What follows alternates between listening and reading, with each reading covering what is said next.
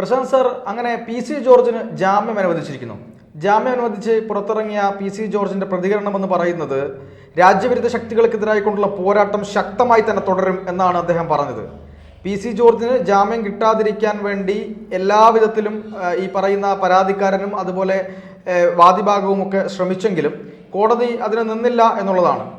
പക്ഷേ യഥാർത്ഥത്തിൽ ഒരു ചോദ്യം എന്ന് പറയുന്നത്, പി സി ജോർജിന് അദ്ദേഹം പറഞ്ഞ കാര്യത്തെ ന്യായീകരിക്കുന്നില്ല. പക്ഷേ എങ്കിൽ പോലും അദ്ദേഹം അതിന് മാപ്പ് പറഞ്ഞു. അദ്ദേഹം ഒരു നിയമ നടപടിയുമൊക്കെ അല്ലെങ്കിൽ അങ്ങനെ നിയമ നടപടി നേരിടേണ്ടി വന്നു. പോലീസ് പറയുന്നു 4 മണിക്കൂർ ചോദ്യം ചെയ്തത് പോരാ, ഇനിയും 2 ദിവസം കൂടെ വരണം. അങ്ങനെ ഉള്ള രീതിയിലുള്ള പോലീസിൻ്റെ ഒരു നടപടിയും കാര്യങ്ങളൊക്കെ പോകുന്നു. യഥാർത്ഥത്തിൽ ഇത് പി സി ജോർജിന് മാത്രമാണോ ബാധകം? കാരണം ഇവിടെ ഇതിലും വലിയ പ്രയാസങ്ങൾ ഉണ്ടാക്കിയിട്ടുള്ള, മതവിമർശനങ്ങൾ നടത്തിയിട്ടുള്ള, ഹിന്ദു വിമർശനങ്ങൾ നടത്തിയിട്ടുള്ള, ഈ അടുത്ത് മുജാഹിദ് ബാലുശ്ശേരി എന്ന് പറയുന്ന ഒരു മതപ്രഭാഷകൻ പറഞ്ഞത്, ക്ഷേത്രങ്ങൾക്ക് ഈ പറയുന്ന പോലെ പിരിവ് കൊടുത്താൽ അത് വേശ്യാലയത്തിന് കൊടുക്കുന്നതിന് തുല്യമാണ് എന്ന് പ്രസംഗിച്ചിരുന്നു. ആ കാര്യത്തിൽ ഒരു നടപടി ഇതുവരെ ഉണ്ടായിട്ടില്ല. അദ്ദേഹം ഇപ്പോഴും അവിടെ മതപ്രഭാഷണം നടത്തി ഈ പറയുന്ന പോലെ കോഴിക്കോട്ട് പ്രഭാഷണം നടത്തി ജീവിക്കുന്നുണ്ട്. എന്താണ്, ഒരു വിഭാഗത്തിന് മാത്രമാണോ ഇതൊക്കെ ബാധകം? ആ ചോദ്യമാണ് ഇപ്പൊ പ്രസക്തമാവുന്നത്. ആ ചോദ്യം എല്ലാരെ കൊണ്ടും ചോദിപ്പിക്കാനാണ് പി സി ജോർജ് ഇറങ്ങിയത്. പി സി ജോർജിന്റെ നാളെക്കാലത്തെ രാഷ്ട്രീയവും ഇന്ന് തുടങ്ങിയ രാഷ്ട്രീയവും ഇറങ്ങി വന്നപ്പോൾ പി സി പറഞ്ഞത്, സത്യം ഞാൻ പറഞ്ഞു, ഇനിയും പറയും, ഉറക്കെ പറയും, ഇവിടുത്തെ തീവ്രവാദ സംഘടനകളെ തുറന്നു കാട്ടും, അല്ലെങ്കിൽ ഈ മതത്തിനെ ഉപയോഗിച്ച് രാജ്യത്തിനകത്ത് നിന്ന് പോരാട്ടം അല്ലെങ്കിൽ നിൽക്കുന്ന ആൾക്കാരെ തുറന്നു കാട്ടും. ആ രീതിയിലേക്കുള്ള സംസാരം ഷോൺ ജോർജും പറഞ്ഞ അതാണല്ലോ. പോരാട്ടം തുടരും. ഈ പ്രതാപൻ പറഞ്ഞതുപോലെ ഈ അല്ലെങ്കിൽ രാജ്യവിരുദ്ധ ശക്തികളെ തുറന്നു കാട്ടും. എങ്ങനെയായി കാര്യങ്ങൾ? മുസ്ലിം ലീഗും വി സി ജോർജും തമ്മിലുള്ള ഒരു ചർച്ച ഒരു ഘട്ടത്തിൽ മുസ്ലിം ലീഗിന്റെ നേതാവ് പി സി ജോർജിനെ മോശമാക്കി സംസാരിച്ചപ്പോൾ, അല്ലെങ്കിൽ മുസ്ലിം ലീഗ് എന്താണെന്ന് പുറത്തു കാണിക്കാൻ ശ്രമിച്ച പി സി ജോർജിനെ മതവിദ്വേഷം പറഞ്ഞു, അല്ലെങ്കിൽ ഒരു ജാതിയെ പറഞ്ഞു എന്ന് പറഞ്ഞ് കള്ളക്കേസ് എന്ന് പറയാം, കള്ളക്കേസ് ഉണ്ടാക്കി അകത്തിട്ടു. അതിനകത്ത് കോടതിയുടെ നിരീക്ഷണം, കോടതിയുടെ മുമ്പിൽ കിട്ടിയ FIR-നകത്തിട്ട വകുപ്പുകളുടെ അടിസ്ഥാനത്തിൽ ആ നിരീക്ഷണം നടത്തുന്നത്. ഈ പറയുന്നത് പോലെ പി സി എന്ന് പറഞ്ഞു എന്നുള്ളതല്ല.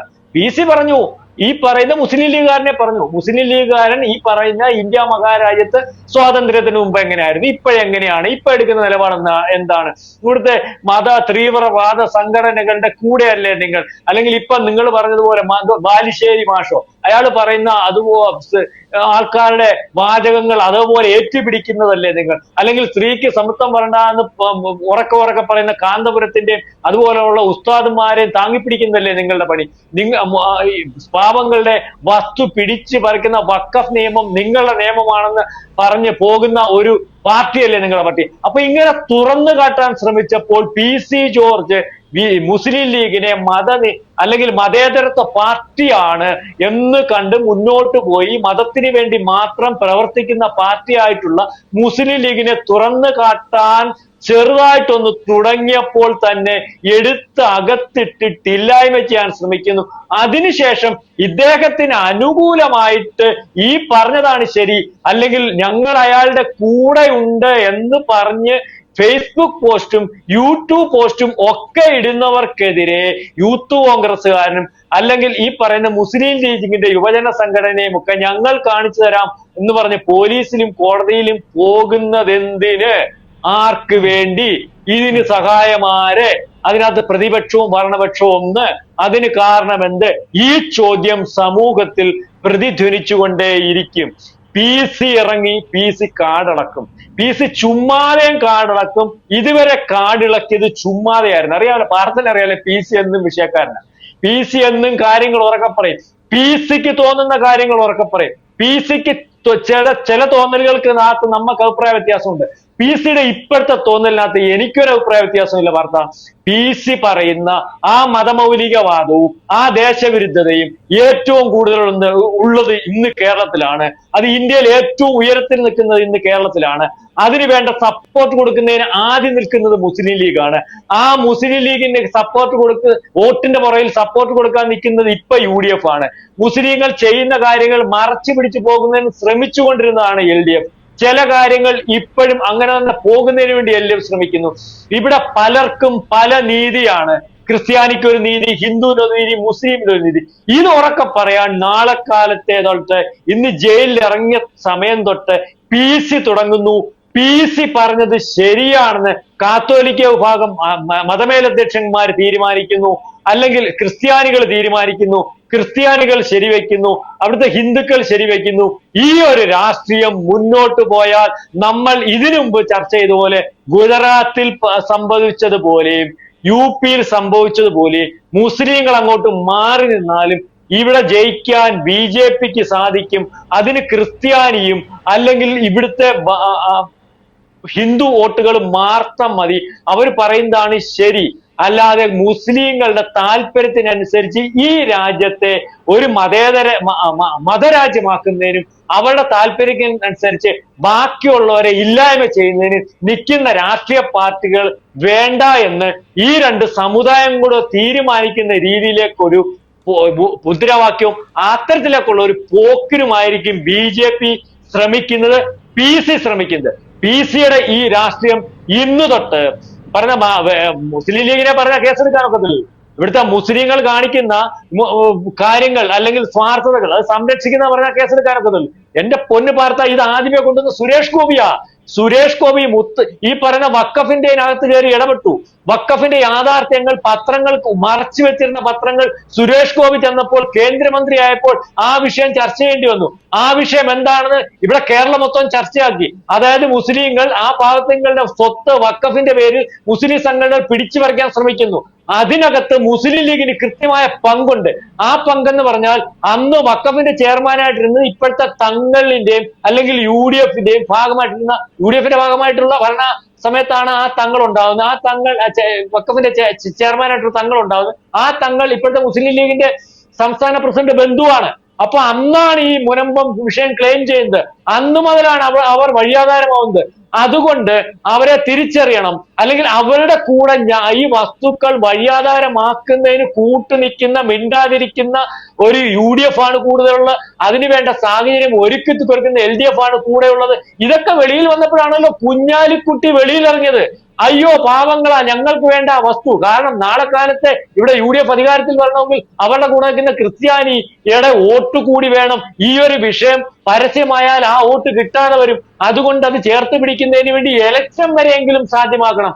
ഇതേ കാര്യം ഇപ്പോൾ വീണ്ടും പുറത്തെടുക്കാൻ, അല്ലെങ്കിൽ ഈ ഇരട്ടത്താപ്പ് മുസ്ലിം ലീഗിന് ഇവിടെ ഉണ്ട്. അവർക്ക് അജണ്ട ഉണ്ട്. അവരെ പറഞ്ഞാൽ അവർ പറയുന്നവനെ ഇല്ലായ്മ ചെയ്യും എന്നുള്ള രീതിയിലേക്കുള്ള കാര്യം പുറത്തു കാണിക്കാൻ PC-യുടെ അറസ്റ്റ് സാധ്യമാകും. ഈ PC-യുടെ അറസ്റ്റിന്റെ കാരണം ആൾക്കാരെ മനസ്സിലാക്കി കൊടുത്താൽ, ഹിന്ദുക്കളെ മനസ്സിലാക്കി കൊടുത്താൽ, ഇവിടുത്തെ ക്രിസ്ത്യാനികളെ മനസ്സിലാക്കി കൊടുത്താൽ, ഇവിടുത്തെ രാഷ്ട്രീയ പാർട്ടിയുടെ അല്ലെങ്കിൽ LDF-ന്റെയും UDF-ന്റെയും വോട്ടിനെ ഭയന്ന് മുസ്ലിം ലീഗുകാരുടെയും മുസ്ലിം സംഘടനകളുടെയും ആവശ്യമില്ലാത്ത കാര്യങ്ങൾക്ക് നിന്നുകൊടുക്കുന്ന കാര്യങ്ങൾ വ്യക്തത വരുത്തി കൊടുത്താൽ ഒരു കാരണവശാലും ഇവിടെ യാതൊരു കുഴപ്പവും PC-ക്ക് വരത്തില്ല. PC പ്രതിനിധാനം ചെയ്യുന്ന അല്ലെങ്കിൽ അയാൾ ഉയർത്തിപ്പിടിക്കുന്ന മുദ്രാവാക്യത്തിന് വരത്തില്ല, അയാൾ ഉയർത്തിപ്പിടിക്കുന്ന പാർട്ടിക്ക് വരത്തില്ല. അത് തന്നെയാണ് ശരിയാകുന്ന ഒരു ജനാധിപത്യ അല്ലെങ്കിൽ തിരിച്ചറിവിലേക്ക്, അല്ലെങ്കിൽ ആ ജനാധിപത്യത്തിന്റെ ആകെ റിസൾട്ട് ഇലക്ഷൻ റിസൾട്ട് ആണല്ലോ. ആ റിസൾട്ടിലേക്ക് 2026 പോകും. PC ഉറഞ്ഞു തുള്ളാൻ തുടങ്ങിയാണ്. വാ തുറന്നു.